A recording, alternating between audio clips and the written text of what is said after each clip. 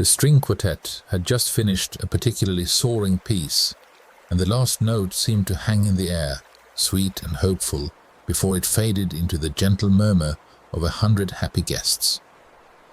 I was standing by the table, the one with the crisp white linen and the centerpiece of white orchids that I had in fact paid for. My tuxedo felt comfortable, familiar, like an old skin I hadn't worn in years but still remembered how to inhabit. I was just a guest, a quiet figure on the periphery of my son's joy, a father watching his child's perfect day unfold. Then the music dipped, and a different kind of anticipation buzzed through the room. The best man had given his rambling, slightly drunken toast, and now it was David's turn. My son.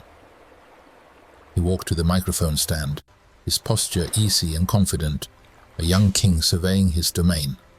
He looked handsome, so much like his mother in that moment it caused a familiar dull ache in my chest. He started as these things always do, thanking the bridesmaids, the groomsmen, his new in-laws, for their warmth and generosity. Polite, predictable applause punctuated his sentences, and then his eyes, scanning the room, found mine. It wasn't a glance of acknowledgement or a smile of shared pride. It was a look I'd seen before, but never directed at me. It was the look of a predator identifying its quarry. A slow, deliberate smirk twisted his lips, a private, ugly little secret he was about to share with 200 people.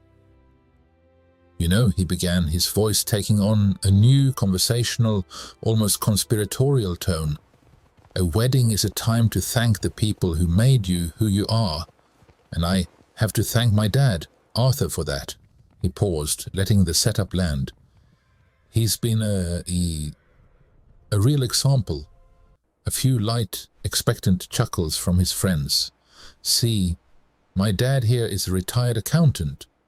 He said the word accountant as if it were a synonym for leper, "and he has lived the most spectacularly boring life you could ever imagine." The chuckles grew a little louder, a little less nervous. They were being given permission. "I mean, we're talking about a man who has driven the same car for 20 years, an ancient sedan that I'm pretty sure still has a cassette player laughter now. Open, rolling laughter. He was a comedian, and I was his punchline. And he lives in this sad little house in a neighborhood that time forgot." He shook his head with mock sorrow. "But his real passion, his true legacy, is frugality. The man is obsessed. I'm convinced he still has the first dollar he ever earned. And I wouldn't be surprised." He leaned into the microphone, his voice dropping to a stage whisper, "if he washes and reuses paper plates." The room erupted. It was the biggest laugh of the night. People were slapping tables, tears in their eyes.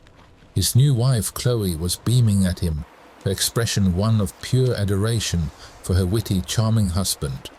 Her parents, the Hamiltons, with their surgically tightened smiles and judgmental eyes, were nodding along as if he'd just revealed a profound truth. I didn't move. I simply stood there, my hands resting lightly on the back of my chair. I could feel the weight of every single pair of eyes in the room shifting from him to me. The laughter began to die down, strangled by the awkwardness of the moment. They were looking at me to see my reaction.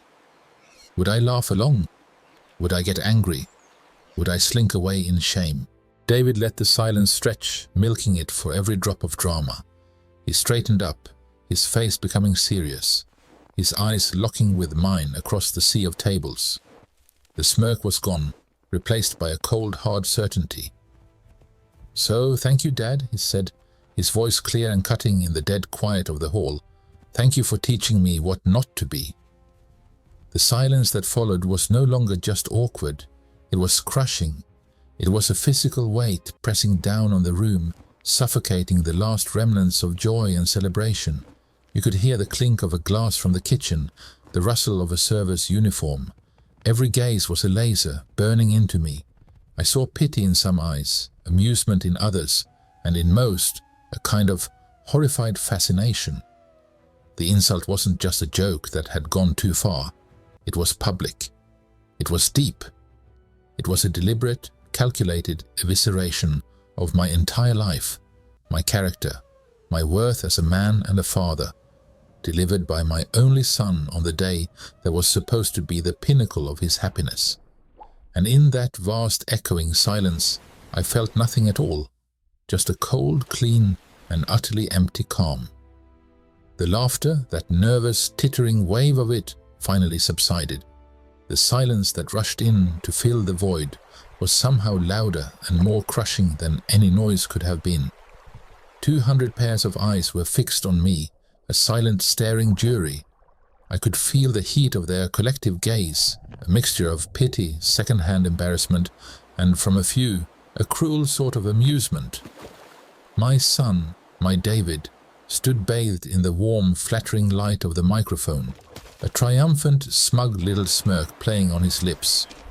He had landed his blow.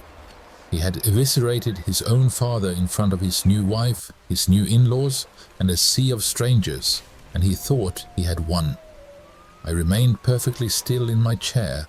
I did not slump. I did not look down at my hands. I let the placid, grandfatherly smile I had worn all evening remain fixed on my face, a mask carved from benign oak. It was the smile of a man who was used to being overlooked, the smile of a man who had nothing to hide because everyone assumed he had nothing at all. To them, in my simple, well-worn suit, I was Arthur Vance, the retired accountant, the man with the boring life, the ancient car, the sad little house. A relic, a punchline.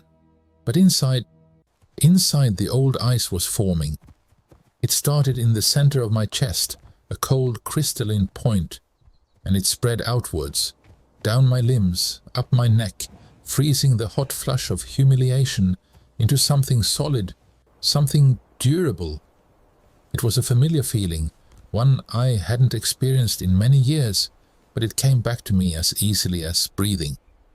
It was the calm that descended before a storm of my own making. It was the focus that sharpened my vision when a multi-billion-dollar deal was on the line, or when a rival corporation needed to be guided, gently but irrevocably, toward a cliff they never saw coming. They saw a harmless old man. They saw a number cruncher. They had no idea. Before I was Arthur Vance, the accountant, I was the financial architect for entities whose names were whispered in boardrooms from Zurich to Singapore. I didn't just crunch numbers. I designed the very foundations upon which empires were built. I constructed labyrinths of shell companies, so intricate they could hide fortunes from the eyes of gods and governments alike. I understood capital not as static numbers on a page, but as a living, breathing force, a river that could be dammed, diverted, or unleashed to wash away entire landscapes. And when necessary, when a client became too greedy or a partner too treacherous, I orchestrated silent, bloodless collapses.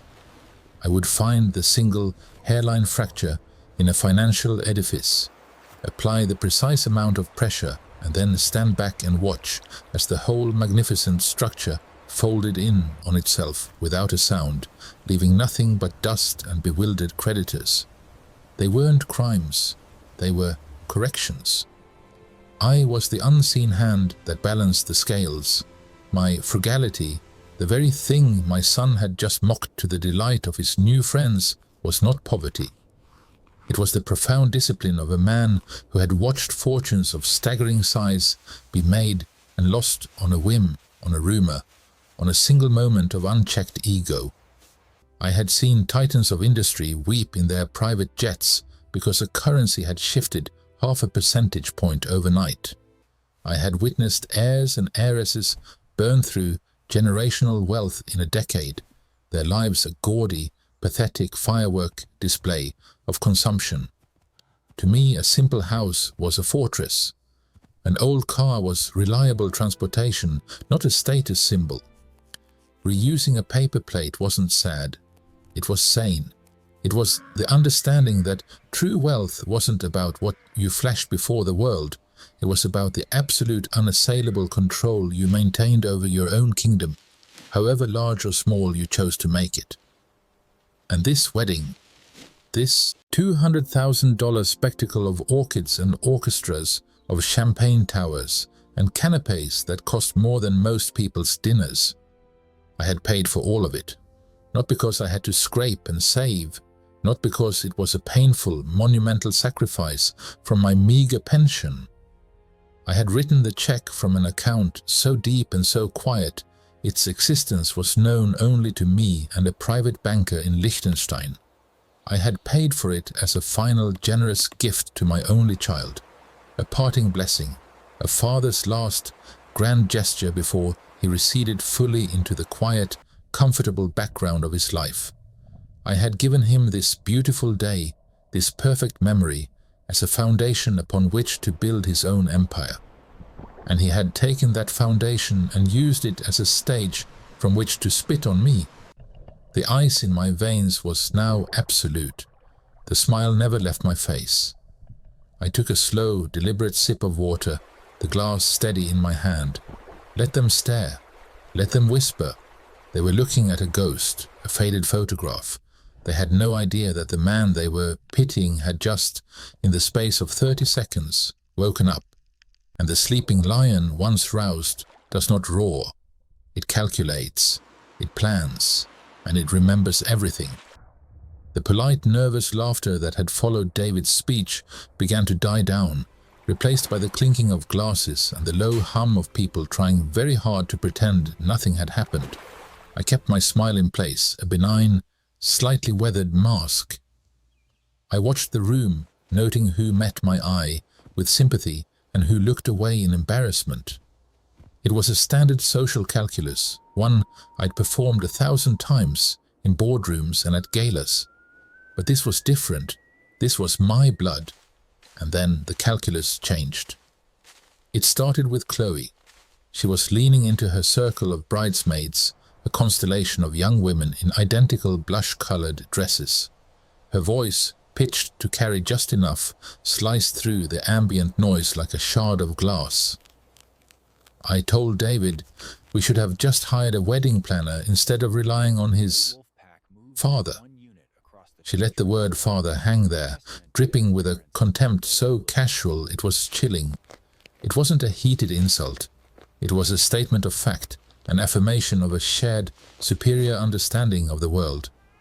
Her bridesmaids tittered, one of them covering her mouth as if to contain her glee. Their eyes flickered toward me, then away, a quick, dismissive scan. I was no longer a person. I was a prop in their narrative of my son's ascent. I saw the moment it landed on David. He was standing near the head table, flushed with champagne and the adrenaline of his own performance. He heard his new wife's validation, saw the approving nods from her family, the Hamiltons with their old money posture and new money desperation. It was like watching a chemical reaction. The last vestiges of hesitation, the son I might have still recognized, evaporated from his face. He was being anointed into their tribe, and the price of admission was the complete and utter denigration of his own.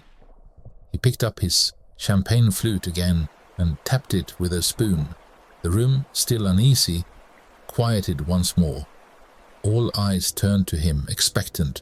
What more could there be? "Everyone," he began, his voice booming with a newfound, unearned confidence. "I have one more surprise. For my beautiful bride." He reached for Chloe's hand, pulling her close. She beamed up at him, the picture of vapid delight. "I know we said we were just going to do a little trip to the coast, but I decided that wasn't nearly good enough for the woman who has changed my life." A ripple of anticipation went through the crowd. I simply watched, my hands resting on the tablecloth. I knew what was coming. I knew because 3 weeks ago in my kitchen, this same young man had sat at my table and told me, with a sigh of genuine frustration, that a proper honeymoon was out of the question. "The wedding cleaned us out, Dad," he'd said, running a hand through his hair. "Chloe's heart is set on Bora Bora, but there's just no way. Not unless a miracle happens." He looked out at the guests, a showman holding his audience in the palm of his hand. "So pack your bags, my love," he declared, his eyes shining, "because tomorrow we are leaving for a month. A full month in Bora Bora. The overwater bungalow, the private chef, the works, all expenses paid." The room erupted in cheers and applause. Chloe squealed and threw her arms around his neck. The Hamiltons were nodding, their expressions saying, "Now, this is more like it." It was a spectacular display, and it was a lie built on a single silent assumption that I would be the one to pay for it. He had told me he couldn't afford it because he never intended to. He had counted my wealth as his own, while simultaneously holding that wealth in contempt. He raised his glass high, his gaze sweeping the room and finally, triumphantly, landing on me. The smirk was back, wider and more cruel than before. "So let's raise a glass," he announced, his voice cutting through the applause, "to finally living a life of luxury." The words hung in the air, a direct and deliberate slap. The disrespect was no longer just a personal jab, a son mocking his father's quirks. This was a public repudiation.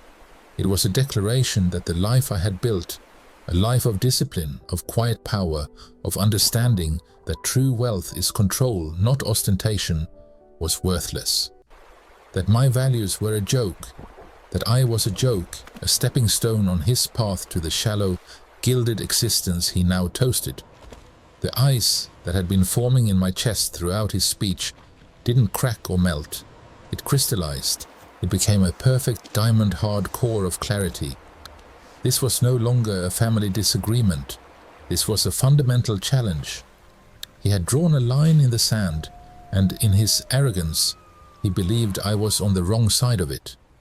He believed he was toasting his future, but he was actually toasting the end of everything he thought he knew. The game, as they say, was now afoot, and he didn't even know he was playing. The sound in the room was a dull roar, a symphony of clinking glasses, forced laughter, and the saccharine pop music the DJ had chosen. It was all just noise, a meaningless hum against the low, simmering frequency of my own thoughts. I was the still point in a turning world, the quiet man at the table, observing. My son, my David, was flushed with victory and expensive champagne, holding court with his new in-laws. His bride Chloe clung to his arm, her laughter a little too sharp, a little too performative. They were the stars of their own movie, and in their script I was a bit of set dressing, a prop to be used for a laugh and then forgotten. I watched as the wedding planner, a harried-looking woman in a severe black dress, navigated the periphery of the celebration. She carried a leather folio, and her eyes scanned the room before locking onto David. She approached him with a deferential yet insistent posture of someone delivering a necessary, if inconvenient, truth. She spoke quietly, handing him a single, crisp piece of paper. David's eyes flicked down. It was the final bill for the honeymoon, the Bora Bora surprise. The grand, impulsive gesture he had announced to a cheering crowd, a gesture that was, in its very essence, a repudiation of the life I had built. He didn't flinch. He didn't show a moment of calculation or concern. He simply glanced, a quick, dismissive intake of information. Then came the shrug, a small, almost imperceptible lift of his shoulders, as if the number printed on that page was as insignificant as a piece of dust on his tuxedo lapel.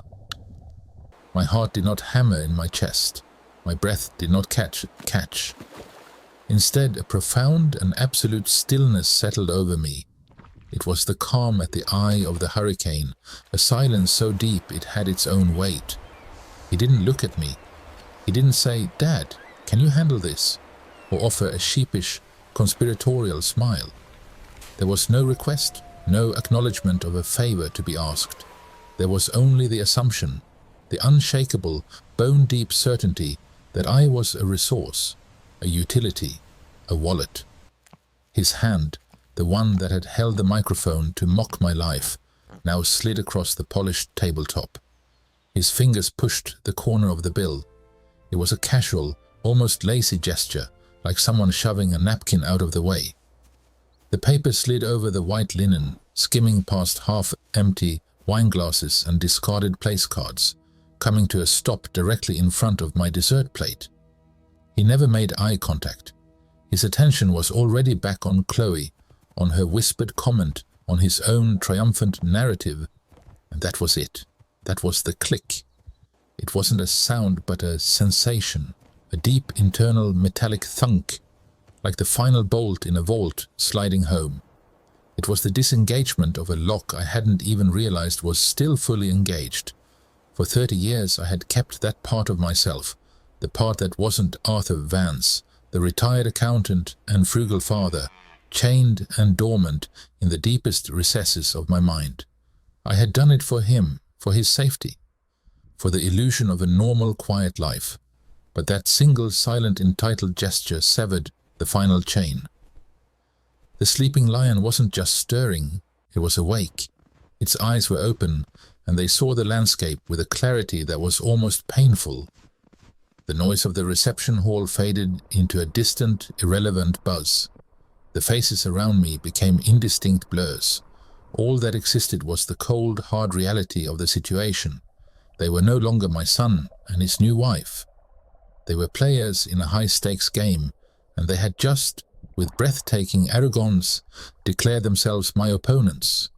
They thought the game was about social status and lavish displays. They thought the board was this wedding hall, the pieces were their gifts and their guests. They had no conception of the real game, the one played not with words and toasts but with assets and leverage, with a silent, invisible architecture of capital. The bill sitting before me was no longer a piece of paper. It was a declaration of war, written in the language I understood best. And as I looked at it, the ghost of my old self rose, not with anger, but with a profound and chilling sense of purpose. The game was on, and they had just made the first and last mistake of their lives. The noise of the reception hall didn't just fade, it was surgically excised from my awareness. The clinking glasses, the inane chatter, the saccharine music, it all dissolved into a profound, ringing silence. I was no longer Arthur Vance, the mocked father at table 7. I was in another place, another time. The air itself changed, becoming the cool, sterile, recycled atmosphere of a high-rise office, 20 years in the past. I wasn't looking at the floral centerpiece anymore. I was staring at a wall of monitors, each one glowing with a universe of numbers. But these weren't the simple debits and credits of a small-town ledger, the kind my son so foolishly believed defined my entire existence. These were living, breathing organisms of capital. I saw the elegant serpentine flow of assets through a dozen different holding companies, each one a ghost, a legal fiction with more power than any individual in this wedding hall. I traced the lines of credit that stretched across oceans, the leverage points that, if pressed with the right amount of force, could make a billion-dollar enterprise tremble and fall, all without a single headline or raised voice. The mantra returned to me, not as a memory, but as a fundamental law of physics, as real as gravity. It was the core truth of my previous life, a life they knew nothing about. Control the capital and you control the game. It was never about the money itself, not the piles of cash or the lavish displays. It was about the system. It was about understanding that every ambition, every desire, every arrogant smirk was ultimately a puppet, and its strings were made of financial conduits, payment schedules, and lines of credit. I didn't just manage money. I architected realities. I built fortresses for some, and when a principle was violated or a trust was broken, I would quietly map the fault lines in their foundation and give it the gentlest of taps. The collapse was always an inside job, and that's when the sheer, breathtaking ignorance of the scene I had just left came into perfect crystalline focus. David, with his smug toast, Chloe, with her condescending whisper. They were like children playing with matches in a room filled with dynamite, giggling at the little sparks, completely unaware of the potential for total, absolute annihilation that surrounded them. They thought this was a party, a celebration, a chance to perform their little social climb on my back. They had no conception that they had just, with that casual slide of a bill, stepped onto a game board. A game whose rules were written in a language they couldn't read. A game of multidimensional chess where I had been moving pieces for decades before they were even born.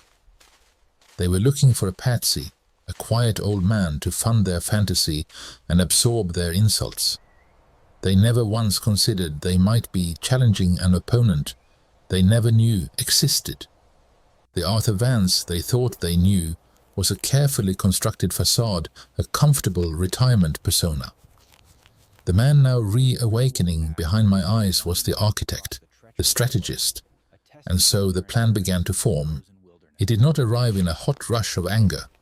There was no fury, no desire for messy, emotional vengeance.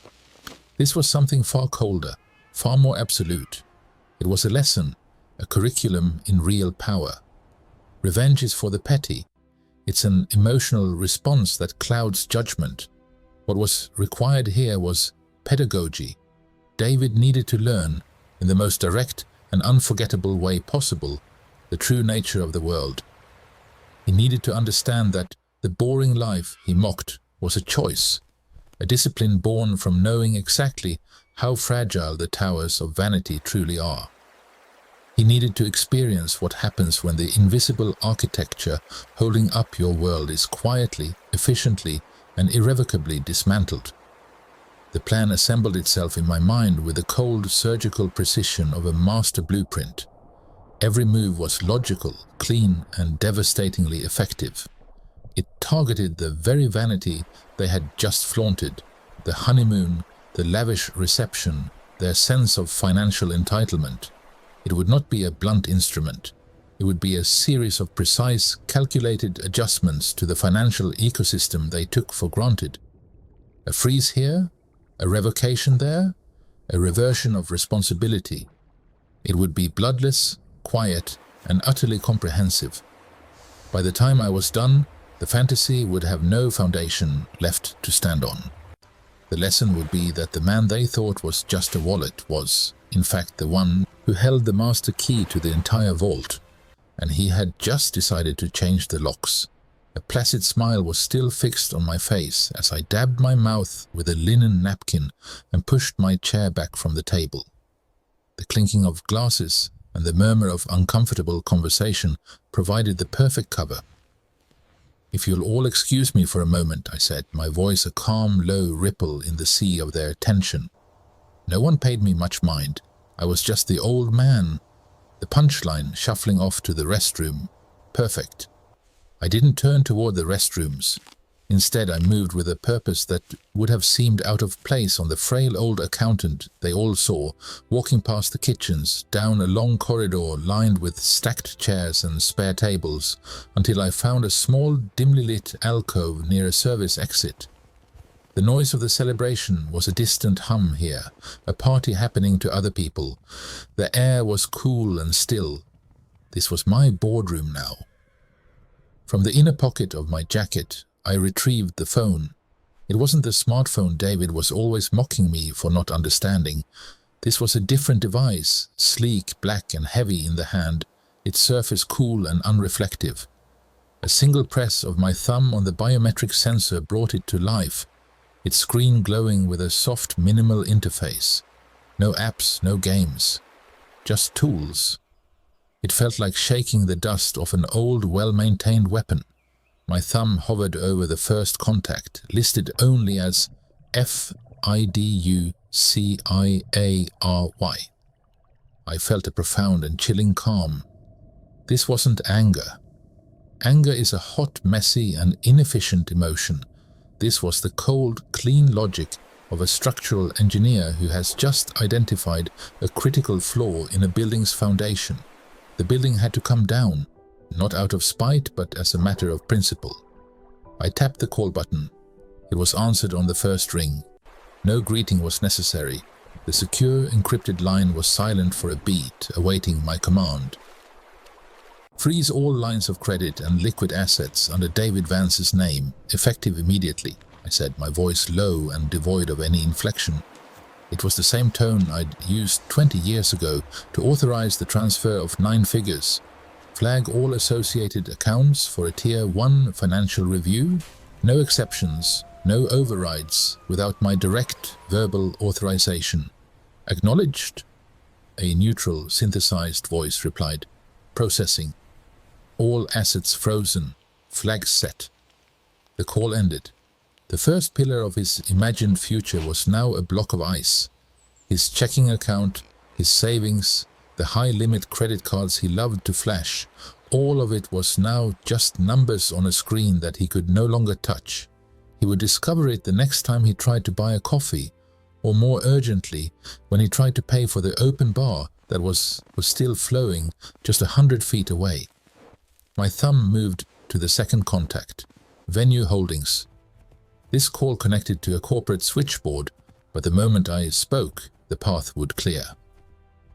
"This is Arthur Vance," I said, and I could almost feel the shift on the other end of the line, the sudden attention from people who knew that name from legends in the annual reports, not from a wedding guest list.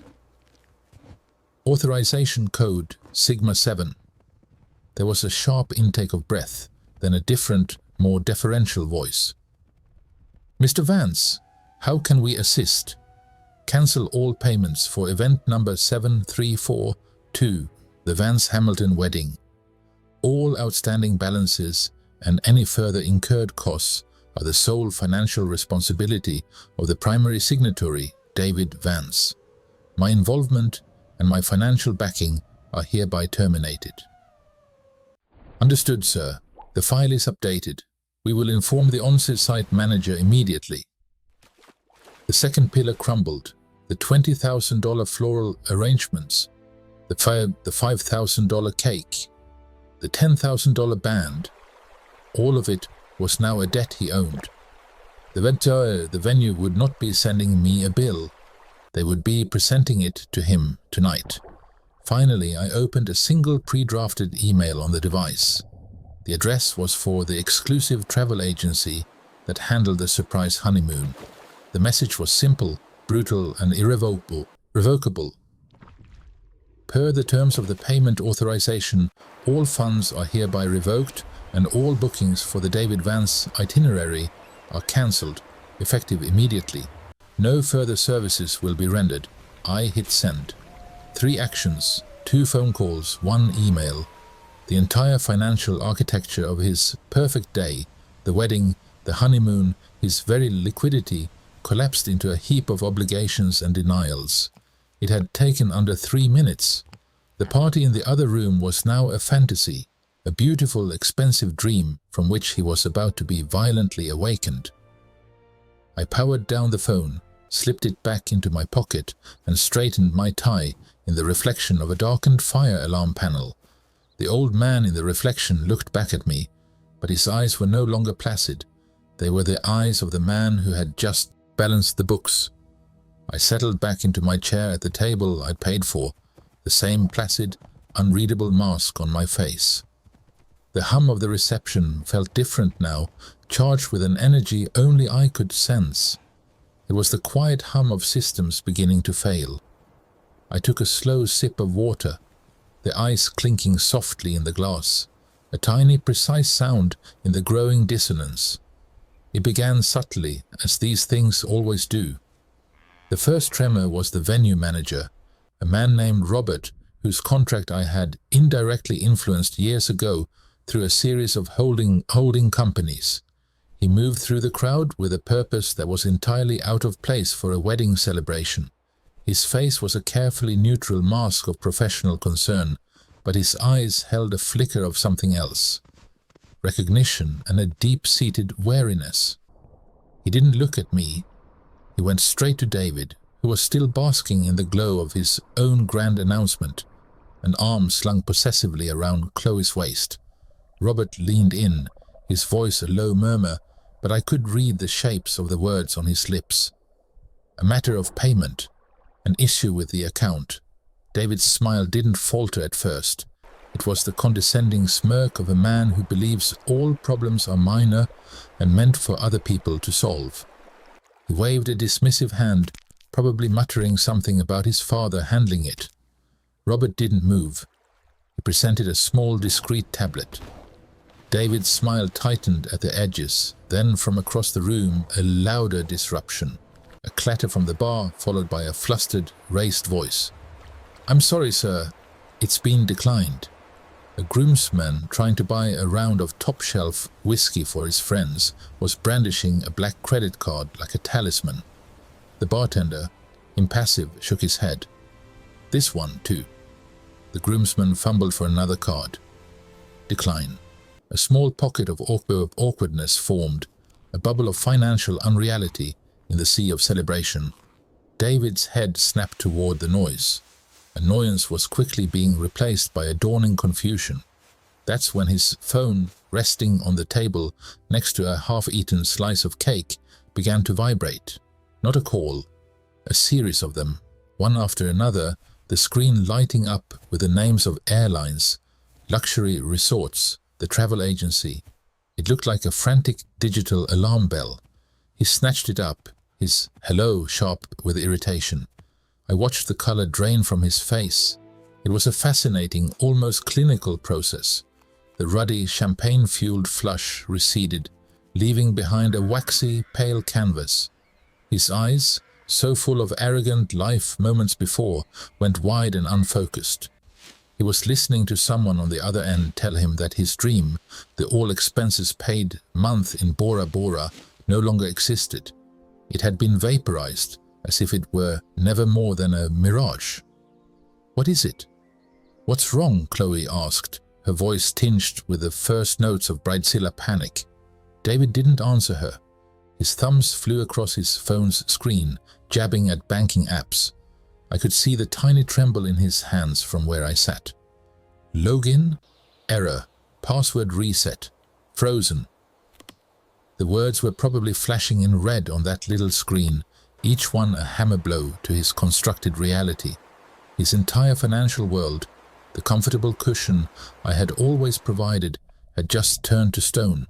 His head lifted slowly, his gaze sweeping the room like a searchlight until it landed on me. And there it was, the accusation, the raw, uncomprehending blame. It was all directed at the quiet, boring old man sipping water in the corner. He took 2 quick strides toward my table, his voice cracking as it cut through the now subdued party chatter. "What did you do?" The silence that followed was absolute. Every eye in the place was on us. The father and the son. The spectacle was complete. I met his gaze. I didn't stand up. I didn't raise my voice.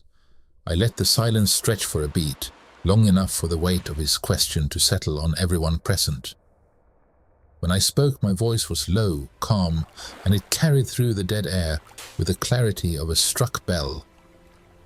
"I managed the assets," I said, each word deliberate and clean. "It's what I do." I could see the confusion in his eyes, the incomplete picture, so I gave him the rest. "Did you really think," I continued, my tone almost conversational, "that a man who could write a check for this wedding, for all of this, was just a boring accountant?" I didn't need to use air quotes. The memory of his speech hung in the air, toxic and fresh. "I built and broke fortunes while you were in diapers. I moved capital like other men move chess pieces. Today, I simply balanced the books." The truth didn't just dawn on him. It crashed over him like a wave of ice water. I saw the moment his mental model of me, the harmless, frugal, slightly embarrassing father, shattered and was replaced by something terrifying and unknown. His eyes darted to Chloe, whose face was a mask of horrified disbelief. He looked at her parents, who were now staring at me, not with condescension, but with a kind of primal fear. They were all connected to him, financially and socially. They had mocked the foundation, and now the entire structure was groaning, cracking, falling down around them. The man they had laughed at, The man they believed was their passive benefactor was in fact the sole, irreplaceable pillar holding up their entire fantasy. And with 3 quiet phone calls, I had pulled that pillar away. The collapse wasn't just financial, it was the collapse of their entire understanding of the world. And in the rubble of their perfect day, the only thing left standing was the truth of what I was. The silence that followed my words was heavier, more profound than any that had come before. It wasn't the awkward quiet of a social misstep, it was the deep, resonant silence of a foundation giving way. For a moment, David just stared at me, his mouth slightly agape, his brain trying and failing to process the new reality I had just laid bare. The man he had mocked as a boring, frugal relic had just revealed himself as the architect of his ruin.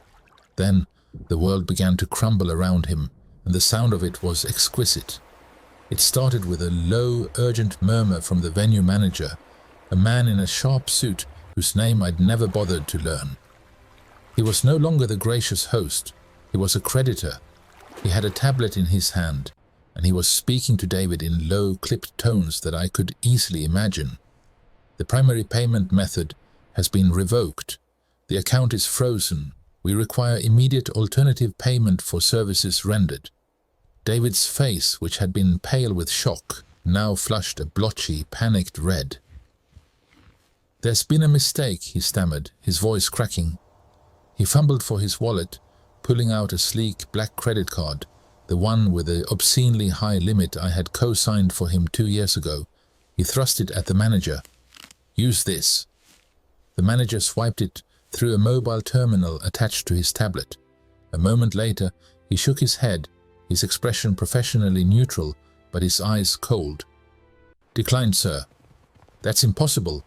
David's voice rose, drawing the attention of the few guests who weren't already staring. Chloe was at his side now, her beautiful, vapid face a mask of confusion. "David, what's happening?" she whined, her voice grating like nails on a chalkboard. He ignored her, trying another card. Declined. And another. Declined. He pulled out his phone, his fingers trembling so violently he could barely unlock the screen. He was trying to access his banking app, to transfer funds, to do something, anything. But the digital fortress I had built around his finances was impenetrable. He was locked out of his own life. The chaos began to spread, a virus of financial panic. The bartender, having been instructed by the manager, announced that the hosted bar was now a cash bar. A wave of discontent rippled through the guests. The 5-piece band, picking up on the shift in atmosphere, faltered and then stopped playing mid-song. The sudden absence of music was more deafening than any crescendo. The festive balloons and floral arrangements now looked like garish decorations at a funeral for a dream. I watched it all from my seat, a spectator at a play I had written, directed, and was now staging. Chloe's parents, the status-obsessed Hamiltons, descended upon David. Her father, a man whose fortune was built on leveraged debt and loud opinions, was jabbing a finger in David's chest, his face puce with fury. "You said this was handled. You said your father was good for it. We have guests here. This is a humiliation." David was trying to explain, to defend himself, but his words were a tangled, desperate mess. He froze everything. He's not who we thought." Chloe was crying now, ugly, hiccuping sobs that ruined her meticulous makeup. "Our honeymoon," she wailed, having presumably received a cancellation email on her own phone. "He cancelled Bora Bora." That was the final straw for many of the younger guests. The promise of free, top-shelf liquor had vanished, and now the spectacle had turned from mildly uncomfortable to genuinely tragic. People began to leave, not with polite goodbyes, but with hurried, embarrassed shuffles towards the exits, avoiding eye contact with the crumbling bride and groom at the center of the room. The venue staff was no longer serving, they were securing assets. 2 burly men in security uniforms positioned themselves near the main doors. The manager was now presenting David with a physical printout of the bill, a long, terrifying scroll of numbers that represented the venue, the catering, the flowers, the band, every single element of the fantasy he thought he was entitled to. David's eyes finally found mine again across the wreckage. The accusation was gone, replaced by a dawning, gut-wrenching horror. He wasn't looking at his mild-mannered father anymore. He was looking at Arthur Vance, the ghost from the stories he'd never believed. He saw the man who didn't get mad, who didn't shout, who simply balanced the books. It was time to go. I pushed my chair back, the sound of its legs scraping against the floor, a small, final punctuation mark in the symphony of their collapse. I took a moment to straighten the lapels of my jacket, a simple, deliberate motion. I adjusted my tie. There were no grand gestures, no parting words of wisdom or condemnation. The lesson was being administered by the cold, hard reality of their own bills. I turned and began to walk towards the exit. I did not look back. I didn't need to. I could feel their world disintegrating behind me. The sound of it was a beautiful, complex composition, the hushed, furious arguments of the Hamiltons, the choked sobs of my former daughter-in-law, the frantic, pleading voice of my son trying to negotiate with a stone-faced manager, and the final, definitive click of the main door closing behind me, shutting out the noise and sealing their fate. It was the only farewell they deserved, and the only one I had any intention of giving. The air outside was cool and clean. The accounting was complete. The seasons turned, as they always do. The sharp sting of winter gave way to the tentative thaw of spring, and now a full, lush summer pressed against the bay window of my study. Months had passed. The room around me was a testament to that passage of time, a quiet revolution. It was no longer the sad little house my son had so casually derided. The worn carpet was gone, replaced by wide plank oak flooring that felt solid and eternal underfoot. The walls, once a faded beige, were now a deep contemplative charcoal, a backdrop for the few, carefully chosen pieces of art that held meaning, not just value.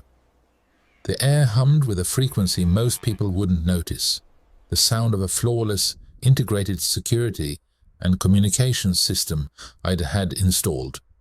It was a silent guardian, a web of my own design, ensuring the peace I had so meticulously reclaimed remained inviolate.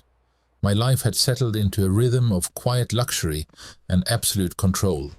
There was no ostentation, no gaudy displays of wealth for the benefit of others. The luxury was in the details, the weight of a handcrafted pen, the warmth of single malt whiskey in a crystal glass in the evenings, the absolute silence that was mine to command. I had no need for an audience. My days were spent managing a portfolio that was both a fortress and a well-oiled engine, a far cry from the simple ledgers of a retired accountant. I was, once again, the architect. The difference was now I built only for myself. This morning, like every other, was a ritual of order. The financial markets on the other side of the world were closing, and my screens displayed the elegant, silent ballet of numbers that represented my influence. It was then that Mrs. Davison, my housekeeper, entered. She was a woman of few words and impeccable discretion, the only staff I employed. She placed the morning's mail on the corner of my desk, a neat small stack. Most of it was irrelevant: financial periodicals, correspondence from my legal counsel, a charity gala invitation. I would decline. But one envelope stood out. It was not the quality of the paper, which was cheap and thin, but the handwriting. It was David's. I felt a familiar cold stillness settle over me. I did not reach for it immediately. I finished reviewing a particularly complex arbitrage position, my focus unwavering. Only when my tasks were complete did I lean back in my chair, the aged leather sighing in agreement, and pick up the letter. I used a silver letter opener, a relic from a different era of my life, and slit the envelope with a clean, precise motion. The letter was 3 pages, filled with his cramped, hurried script. It spoke of struggle. He and Chloe were living with her parents, a situation he described as suffocating. The status-obsessed family he had been so eager to impress now viewed him with a constant simmering resentment. He wrote of maxed-out credit cards, of collection calls that started at dawn, of the sheer grinding weight of the debt from the wedding he could never pay. The honeymoon, of course, was a forgotten fantasy. His marriage, he admitted in a moment of startling, if self-pitying, honesty, was already strained, cracking under the pressure of their shared shame and financial ruin. Then came the plea. It was not the angry, entitled demand I might have expected months ago. This was different. It was the raw, desperate scrape of true understanding. He wrote of finally seeing the magnitude of his error. He used words like arrogance, disrespect, and folly. He acknowledged that he had mocked a strength he was too blind to see. "I didn't know who you were," he wrote, the ink smudged in one spot, perhaps by a tear. "I didn't know what you were capable of. I'm begging you, Father, for forgiveness, for a second chance, for help." I read the words, each one a confirmation of the lesson's efficacy. There was no anger left in me, no vindictive pleasure. There was only the calm, stark clarity of a balance sheet that had been reconciled.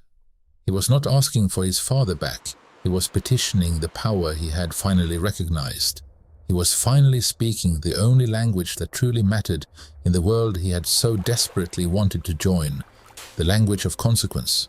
I folded the letter neatly along its original creases. I did not crumple it. I did not sigh. I simply placed it back into its cheap envelope. I then swiveled my chair to face the cold, clean fireplace. On the mantel was a single framed photograph of David as a boy, maybe 7 or 8, sitting on my shoulders, both of us laughing without a care in the world. I looked at that boy for a long moment. Then I looked back at the envelope in my hand. I did not throw it in the fire. That would have been an act of passion, of drama. This required none. I opened the top drawer of my desk and placed the letter inside, atop a small stack of other documents related to the matter. I closed the drawer. The soft final click of the latch was the only sound in the room. I did not respond. There was no need. My silence was not a punishment. It was the final unequivocal line of the lesson. The collapse of his world, the humiliation, the debt, the strained marriage, these were merely the individual data points. The letter, his plea, was his acknowledgement that he had finally processed the data. The lesson had been delivered and it had been received. Any response from me now would only dilute its purity. The balance had been restored. The ledger was closed. They say you can't take it with you. And in a literal sense, that's true. The money, the properties, the numbers in the accounts, they stay here. But what you can take and what you leave behind is a lesson. And the lesson from my story isn't about wealth or power in the way most people think of it. It's about something far more fundamental. Respect is not a currency you can demand. It's a treasure you must earn. My son, in his youthful arrogance, confused the two. He saw the gifts I gave, the wedding, the financial safety net, the quiet support, as a currency. He thought that by being my son, he was entitled to it, that he could spend that currency however he wished, even to mock the one who provided it. He believed he could demand my continued support while publicly devaluing the man offering it. He learned in the most visceral way possible that respect operates on a different economy altogether. It's built on acknowledgement, on gratitude, on the quiet understanding of sacrifice. You earn it through your actions, through your character. You cannot simply present your relationship like a credit card and expect a limitless line of credit. When you treat respect as a demand, you will always eventually find your account empty. And never mistake a lion's silence for weakness. For years, I was just dad. The quiet man with his ledgers and his modest life. To my son, to his new wife, to their friends, my silence was the absence of a roar. They interpreted my calm as passivity, my restraint as a lack of strength. They saw an old house and an old car and heard no complaints, and they assumed there was nothing to complain about, that I had nothing left to assert. They never considered that the silence was a choice. A lion does not need to roar to prove it is a lion. It conserves its energy, it observes, it understands the landscape. Its power is not in its noise, but in its potential, in the absolute certainty of what it is capable of. My silence was not an empty space, it was a chamber waiting. When they finally provoked the action, they were stunned by its speed, its precision, its finality. They had poked what they thought was a sleeping dog and found, too late, that they had woken a predator. Sometimes the quietest man in the room is the one who holds the leash on everything you think you own. This is the most dangerous assumption people make. They look for power in the loudest voice, the most expensive suit, the most obvious display. They believe ownership is what's written on a deed or a registration. They don't understand the architecture of true control.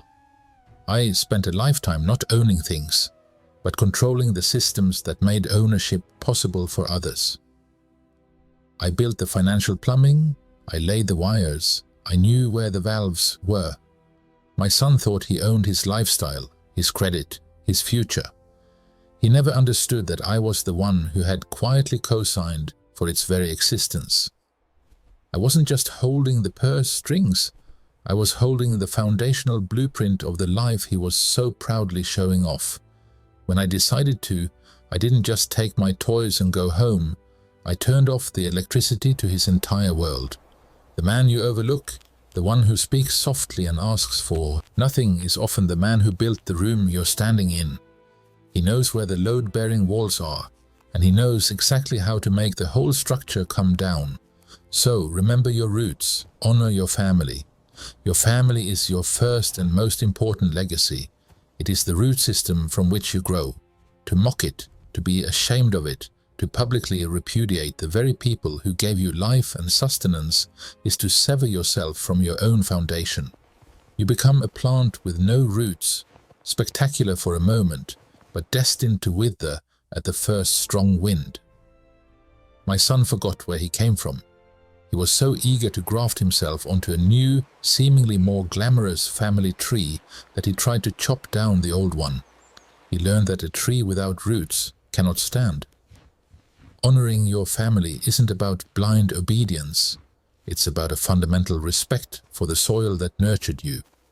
It is the one debt that can never be fully repaid, only acknowledged with humility and grace. And think twice before you insult the hand that feeds you. It's an old saying, but its wisdom is eternal. It's not just about the food on the table or the check for the wedding. It's about every form of sustenance, emotional, financial, spiritual. The hand that feeds you is an extension of a heart that cares for you. To bite that hand is not just an act of ingratitude. It is a profound strategic error. You are attacking your own supply line. You are sabotaging your own support system. You are, in essence, declaring war on your greatest ally. Before you make that joke, before you roll your eyes, before you slide a bill across the table with a sense of entitlement, pause. Consider the source of your good fortune. Is it really all your own doing? Or are you standing on a platform built by someone else's quiet labor and sacrifice? An insult is a spark, and you should always be very, very sure of what you're standing on before you decide to light a match. The world is a complex ledger. For every action, there is a reaction. For every debit, there must be a credit. My son presented me with a public debit of disrespect. I simply balanced the books. It was the final lesson I ever gave him. I hope for his sake he finally learned it.